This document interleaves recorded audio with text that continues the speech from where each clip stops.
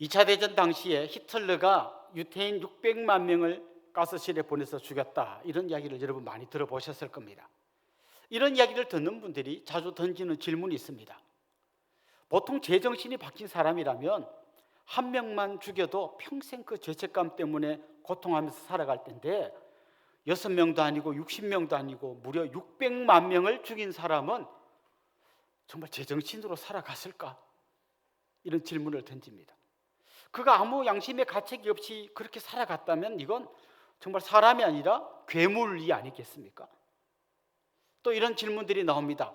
어쩌다가 그는 괴물이 되었을까?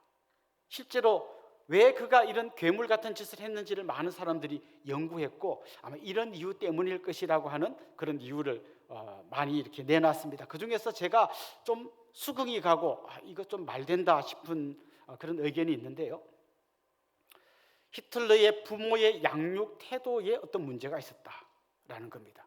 어떤 건가 하면 히틀러의 아버지는 그냥 굉장히 엄격하고 조금만 잘못하면 그냥 애를 막 때리고 심지어 뭐 별 잘못도 없는데 술 먹고 와서 애를 때리는 거죠. 그리고 때려도 그냥 때리는 게 아니라 가죽 채찍으로 그야말로 반죽여 놓는 그런 아버지였습니다.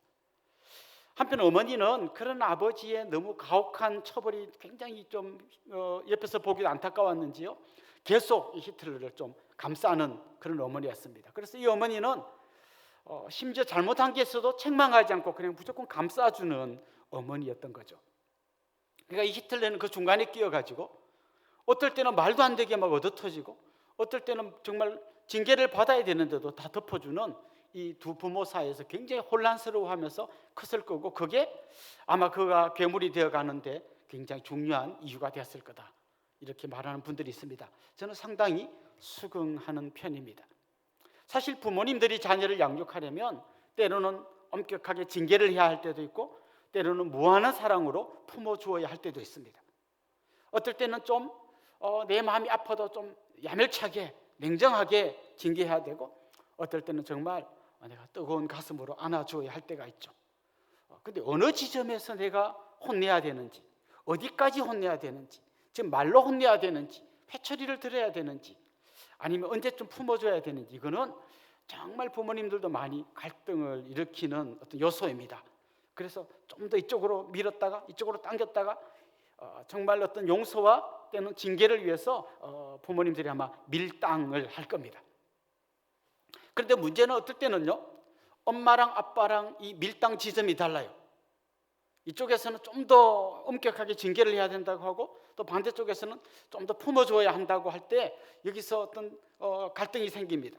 그리고 그 갈등이 처음에는 그 아이와 어떤 한쪽 부모님과의 갈등이다가 나중에는 집안 전체의 싸움으로 번지는 경우도 있습니다. 사실 오늘 본문이 좀 그런 배경에서 쓰여진 것이죠. 고린도 교회 안에 아주 심각한 죄를 지은 사람이 있었습니다.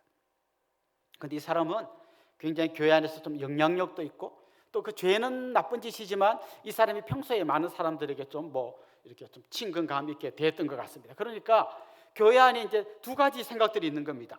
이 사람의 죄를 엄격하게 징계해야 된다라는 사람이 있고 또 어떤 사람들은 그냥 좀 덮어주자라는 사람도 있었던 것 같습니다.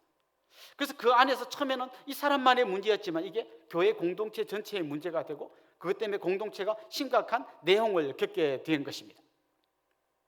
자, 이런 이야기를 바울이 누군가로부터 건네듣고 계획이 없이 갑자기 고린도를 방문했습니다. 그리고 이렇게 하면 안 됩니다. 죄에 대해서는 엄격하게 징계하고 질서를 바로 잡아야 됩니다. 이런 이야기를 하러 갔는데 그 죄를 지은 사람이나 아니면 공동체로부터 그가 좋은 대답을 듣지 못했습니다. 굉장히 좀 냉대를 받았습니다. 그래서 많은 성경학자들이 이때 바울의 고린도 방문을 가슴 아픈 방문이라고 이야기합니다. 열심히 찾아갔는데 자기 말을 잘 안 듣고 전부 다 바울을 냉대한 거죠.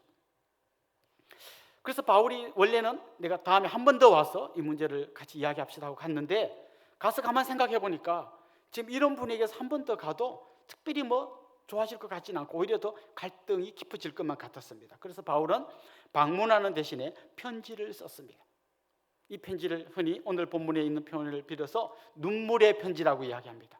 자기의 진심을 담아서 교회 공동체가 정말 주님의 말씀 위에서 거룩하게 서야 된다고 하는 것을 이야기하고, 그래서 때로는 날카로운 징계가 필요하다는 것을 그가 구구절절 이야기하면서 눈물의 편지를 보냈습니다.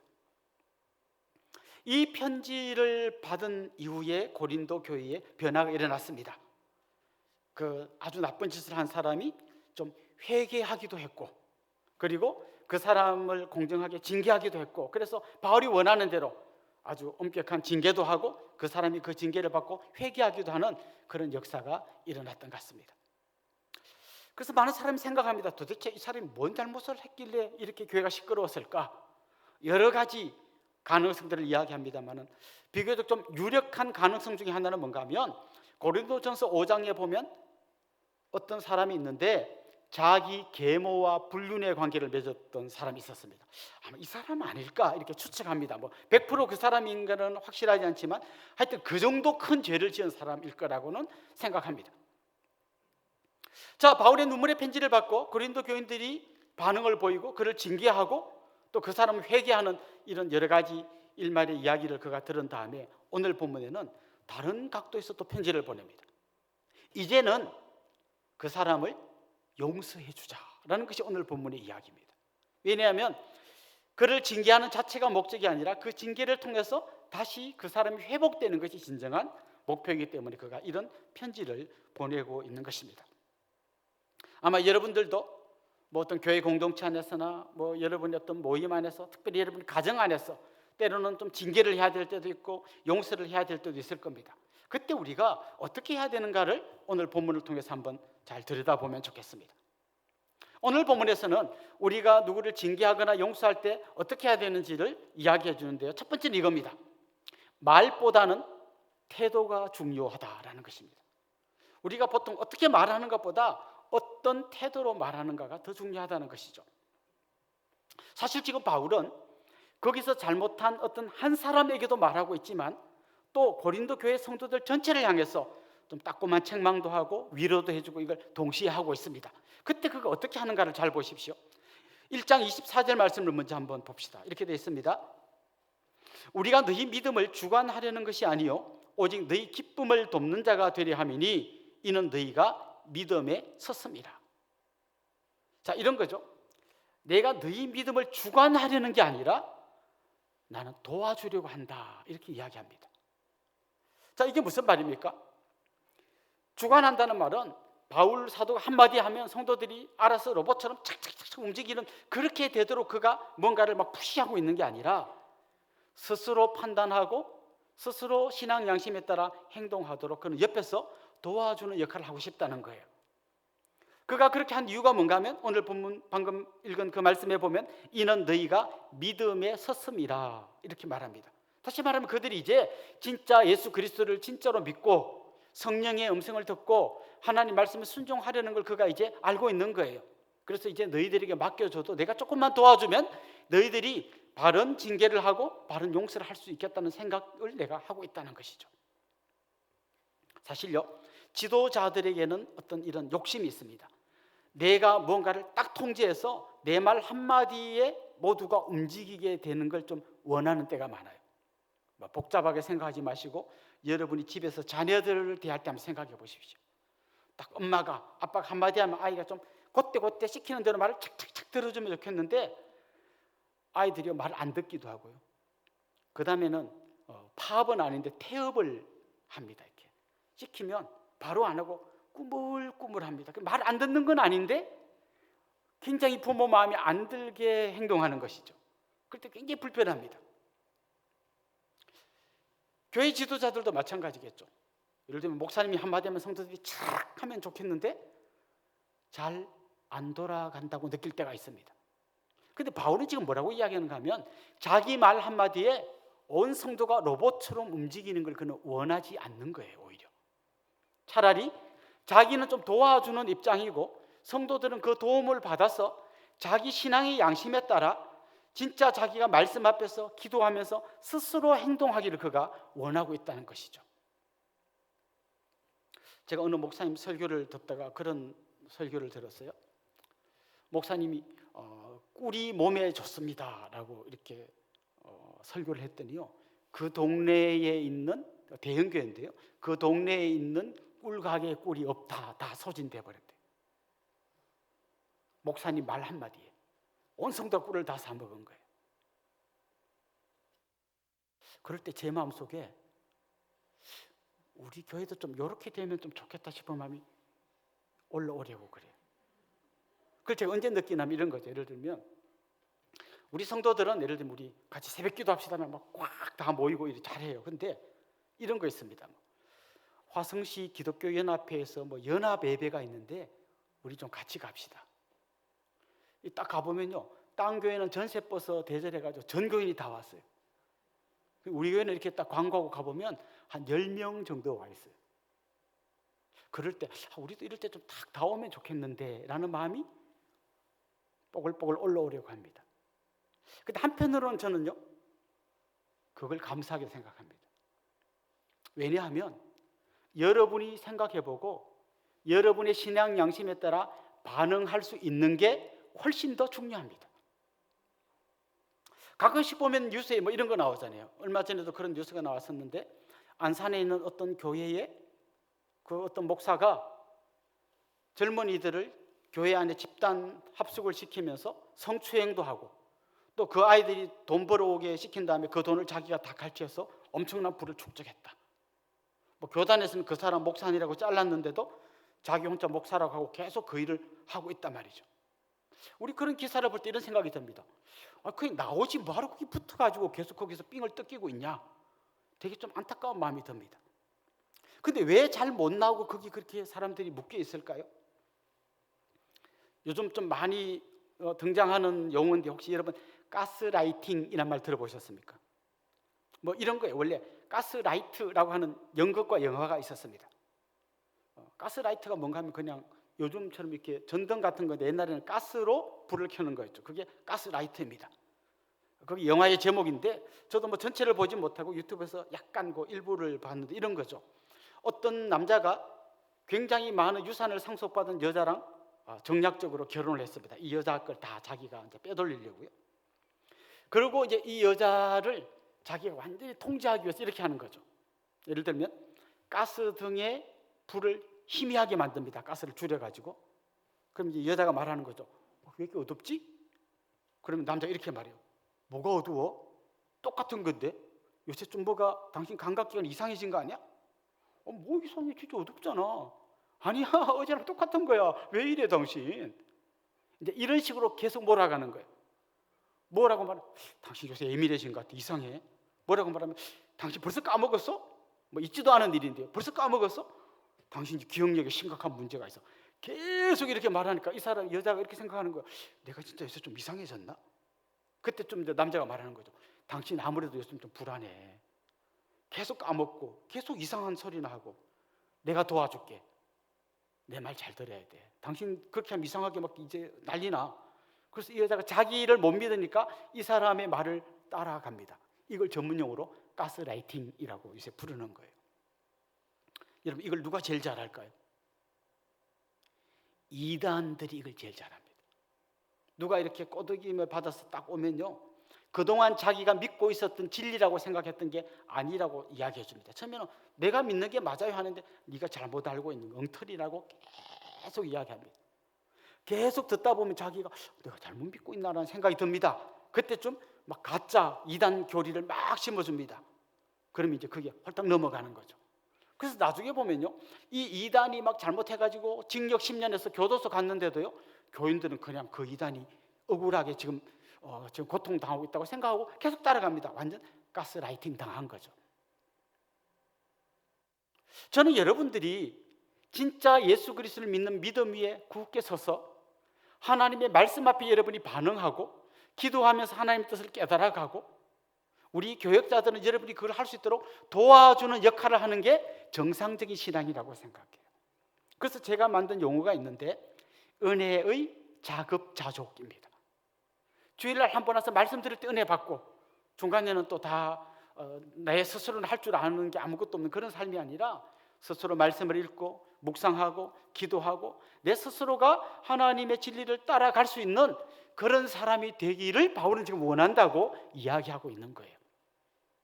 그래서 마찬가지입니다. 여러분이 여러분의 자녀를 양육할 때, 아니면 순장님이 손녀를 양육할 때 정말 순장님 말 한마디에 손원들이 기계처럼 로봇처럼 움직이는 게 아니라, 부모님이 말할 때 아이들이 기계처럼 움직이는 게 아니라, 이 아이들 안에, 이 어린 영혼들 안에 성령님께서 역사하고 계시기에 나는 믿음 위에 설 수 있도록만 계속 도와주고, 이 아이들이 그 믿음에 반응해서 스스로 은혜의 작업 자족을 통해서 정말 하나님의 말씀을 따라 살아가는 그런 사람이 되도록 키워가는 것이 진짜 징계와 바른 사랑을 하는 사람들의 태도가 되어야 한다는 것입니다.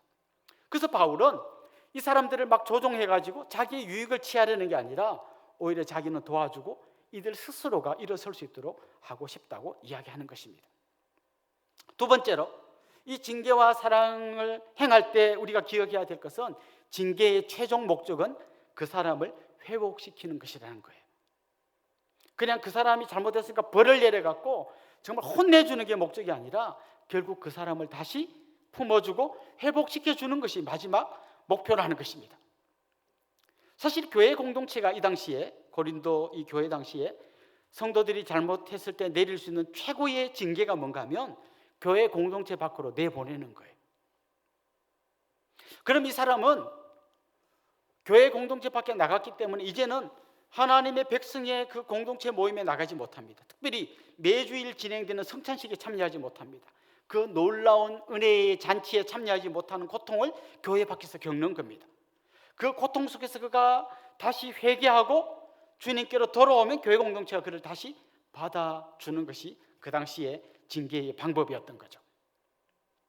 자, 지금 바울은 그 이야기를 합니다. 교회를 근심되게 만들고 그것 때문에 바울에게도 큰 가슴에 대못을 박은 이 잘못한 이 사람을 이제는 용서해주고 다시 품어주자고 이야기하고 있는 겁니다. 왜냐하면 이 사람에게 벌을 주는 게 목적이 아니라 그걸 통해서 다시 돌아오게 하는 게 목적이기 때문입니다. 사실 하나님도 우리에게 징계를 내리십니다. 사실 여러분, 벌이라는 말과 징계라는 말은 약간 어감이 다른데요. 벌은 뭔가 하면 잘못한 사람을 혼내주는 게 벌이라면, 징계는 그 사람을 혼내줌으로써 다시 돌아오게 하는 게 징계입니다.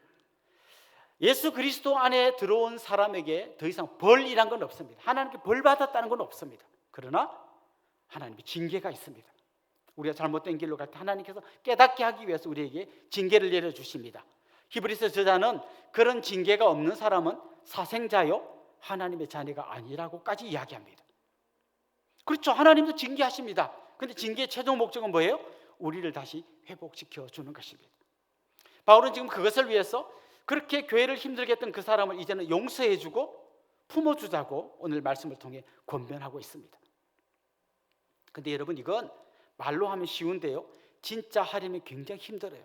이 사람 하나 때문에 얼마나 교회가 힘들었고, 이 사람 하나 때문에 얼마나 많은 분쟁이 있었는데 다시 그 사람을 받아준다는 게 얼마나 교회로서는 큰 고통인지 모릅니다. 꼭 교회뿐만 아니라 여러분도 마찬가지잖아요. 누군가를 용서해 주려고 하면 정말 내가 굉장히 힘들잖아요. 예를 들면 저 사람이 죄송하다고 하긴 했지만 내 양이 안 차요. 진짜 막 무릎 꿇고 울면서 막 진짜 이렇게 해야 좀 분이 풀리는데, 죄송해요, 이걸 진짜 내가 용서해 주긴 해야 되는데 막 내 양이 안 차잖아요. 근데 내가 용서를 하려면 사실 내가 좀 내가 희생해야 진짜 용서가 되는 거예요. 요한복음에 보면요, 간음한 여인이 다른 사람들에게 잡혀가지고 예수님 앞에 끌려왔어요. 전부 막 돌 들어서 던지려고 합니다. 그때 예수님이 이렇게 말씀하셨죠. 너희 중에 죄 없는 자가 먼저 쳐라. 그때 이 사람들이 다 갔습니다. 그때 예수님께서 이 여인에게 나도 너를 정죄하지 아니하노니 가서 다시는 죄를 범하지 마라, 이러고 이제 용서해 주십니다. 그런데 사실 이 용서는요, 그냥 예수님이 말로만 이렇게 용서해 주신 게 아니라 정확하게 말하면 이 여인이 돌에 맞아 죽어야 될 그 죄값을 예수님 자기가 짊어지고 십자가 위에 올라가신 거예요. 예수님은 그냥 쉽게 너 용서해, 없던 걸로 이렇게 한 게 아니라는 거죠. 우리 한 사람 한 사람의 죄를 용서하기 위해서 자기가 그 죄값을 다 짊어지시고 십자가에서 고통당하며 돌아가셨다는 거예요. 그래서 오늘 바울은 뭐라고 고면하는가 하면, 누군가를 용서할 때 그리스도 앞에서 용서하라고 이야기합니다. 우리 10절 한번 보겠습니다. 너희가 무슨 일이든지 누구를 용서하면 나도 그리하고 내가 만일 용서한 일이 있으면 용서한 그것은 너희를 위하여 그리스도 앞에서 한 것이니. 자, 막 용서하려니까 내가 막 화가 나고 막 내가 억울해요. 근데 그리스도 앞에 서면, 그 주님의 십자가 앞에 서면 바울은 그게 생각난 거죠. 그렇게 예수 믿는 사람 잡아 죽이려고 눈이 뻘개서 쫓아다니던 바울을 예수님이 찾아와 주셔서 다메섹 도상에서 불러주셨잖아요. 알고 보니까 그의 모든 죄를 위해서 예수님이 이미 십자가에서 고통을 당하셨잖아요. 그걸 알고 나니까, 나도 저 주님에게 용서받은 걸 알고 나니까 힘들지만 나도 누군가를 용서할 수 있다는 것이죠. 그렇습니다. 이제 정말 누군가를 용서해 주기를 원한다면 우리는 먼저 십자가 앞으로 나아가야 합니다. 그 십자가에서 온전한 징계와 온전한 사랑이 완성되었다는 것을 우리가 기억하고, 그 십자가 앞에서 우리는 정말 주님의 용서를 내가 경험했을 뿐만 아니라 나도 그 사람을 용서해 줄 수 있어야 한다는 거죠. 바울을 힘들게 했고 그 사람 때문에 모진 소리 다 들었는데 결국 같이 용서하자고 권면하는 그게 바로 바울의 진심인 것이죠. 그래서 여러분, 누군가를 진짜 용서하기를 원한다면, 그 사람이 회복되기를 원한다면 기도해야 됩니다. 주님, 정말 그 십자가의 은혜가 내 속에 충만해지게 하여 주시고, 주님의 마음으로 나도 저 사람을 용서하고 주님의 마음으로 나도 저 사람을 품어줄 수 있도록 도와주십시오. 이렇게 기도하며 나가야 한다는 것입니다. 마지막으로 진짜 징계와 또 용서 사이에서, 징계와 온전한 사랑 사이에서 고민할 때 우리가 기억해야 될 마지막 중요한 진리가 있는데요, 우리가 누군가를 용서하려고 할 때, 누군가를 징계하려고 할 때 그 뒤에서 역사하는 사탄의 세력이 있다는 걸 기억하라는 거예요. 사실 요즘 교회에서 굉장히 그런 일이 많은데요, 예를 들면 교회에서 누가 잘못해가지고 저 사람 징계해야 된다 하다가 교회가 완전히 전쟁터가 돼가지고요, 승자도 없고 패자도 없고 그냥 전부 다 완전히 사탄의 밥이 되어버리는 안타까운 이야기들이 많이 있는 거예요. 사탄은 여러 가지 카드로 우리를 유혹합니다. 사랑 없는 징계를 하라고 이야기하기도 하고요, 징계 없는 사랑으로 덮어주라고 이야기하기도 합니다. 그리고 그 밀당하는 정도가 다르니까 이렇게 하자고 하고 저렇게 하자는 사람들 사이에 서로 싸우다 보면 서로가 적이 되어버리는 겁니다. 이게 사탄이 원하는 거라는 거죠. 여러분 기억하십시오. 성도들이 적이 아니고 우리의 적은 사탄입니다. 여러분 가정에서 남편이 적이 아니고 아내가 적이 아니고 자녀가 적이 아니고 사탄이 적입니다. 여기에 속아 넘어가면 안 된다는 것이죠. 자, 그렇다면 사탄이, 우리가 지금 용서와 징계하는 이 와중에 사탄이 뒤에서 역사하고 있다면 동시에 우리가 또 기억해야 될 건 뭔가 하면 성령께서도 역사하고 계시다는 거예요. 우리가 이 사탄과의 전쟁에서 이길 수 있도록 성령께서 끊임없이 우리에게 깨닫게 해주시고 생각나게 해주시고 그리스도의 십자가가 다시 한번 깨달아지게 하시고 끊임없이 역사하고 있다는 거예요. 그래서 우리는 정말 이런 위기 앞에 섰을 때에 단지 우리 인간의 욕심대로 따라가다 보면 금방 사탄의 밥이 되고 말다는 것을 기억하고 성령의 도우심을 구해야 합니다. 성령님께서 우리 공동체의 모든 사람들이 역사해 주셔서 정말 온전한 징계와 온전한 용서가 같이 이루어지게 하셔서 저 한 영혼이 완전히 회복될 뿐만 아니라 우리 교회 공동체가 더욱 든든히 서가게 해주십시오. 우리가 누군가를 용서할 때 그리스도의 십자가의 은혜가 생각나게 하시고, 그래서 우리가 이 사람을 용서한 이후에 진짜 그리스도의 보혈의 능력이 우리 교회를 온전히 덮게 해주십시오. 우리 가정을 온전히 덮게 해주십시오. 이렇게 기도하며 나아가야 한다는 것입니다. 하나님, 정말 이 문제를 해결하느라고 우리가 서로 미워하고 싸우느라고 서로가 서로를 적으로 만들지 않게 해주십시오. 대신 우리의 적이 사탄임을 깨닫고 성령의 전신갑주를 입고 주님의 이름으로 승리하게 해주십시오. 기도하면서 이 문제를 해결해 가야 한다는 것입니다. 그때 우리 모두는 승리자가 되어 영광의 찬송을 주님 앞에 올려드리는 그런 자들이 되고, 그때 우리 교회, 우리 가정은 더욱더 든든히 말씀 위에 서게 된다는 것입니다. 사랑하는 성도 여러분, 누군가가 내 곁에 있는 사람이 잘못된 길로 간다면 우리는 마땅히 그를 바로 잡아줄 책임이 있는 그런 사람들입니다. 그러나 그때 우리가 기억해야 될 것이 있습니다. 바른 징계와 바른 사랑이 가게 하기 위해서는 진짜 말보다는 태도가 중요하다는 것을 기억해야 합니다. 징계가 마지막 목적이 아니라 그 사람의 회복이 마지막 목적이라는 것을 기억해야 합니다. 사탄에게 휘둘리며 그냥 모두가 적이 되고 모두가 패배자가 되는 것이 아니라 성령의 능력을 의지해서 모두가 승리자가 되는 그런 영광스러운 징계와 사랑이 이루어져야 된다는 것입니다. 오늘 이 말씀을 잘 기억하시고 우리 공동체 안에서, 우리 가정 안에서 정말 바른 징계와 사랑이 함께 잘 이루어져서 정말 믿음의 공동체로 든든히 서가는 그런 우리 교회, 그런 여러분의 가정이 될 수 있기를 주님의 이름으로 축원합니다. 기도드리겠습니다. 사랑과 은혜가 충만하신 하나님 아버지, 오늘 이 말씀을 통하여 우리가 정말 깨닫게 됩니다. 우리가 바른 공의를 세우기를 원하고, 그래서 징계를 해야 된다는 말을 하고, 때로는 사랑으로 덮어줘야 된다고 할 때 기준이 없이 우왕좌왕하느라 서로 싸우고 적이 되는 것이 아니라 오늘 말씀의 원리를 따라 나아가기를 원합니다. 주님, 정말 그리스도의 십자가의 그 보혈 앞에 저희들이 서기를 원하고 그 십자가의 사랑으로 누군가를 품어주기를 원합니다. 그리고 주님이 십자가에 달릴 만큼 그렇게 반드시 공의가 진행되어야 한다는 그 원리를 기억하고 바른 징계와 사랑이 잘 실천되어서 우리 교회가 든든히 서가고 우리 가정이 든든히 서가는 그런 귀하고 놀라운 은혜의 역사가 일어나게 하여 주시옵소서. 감사하고 예수님의 이름으로 기도드리옵나이다. 아멘.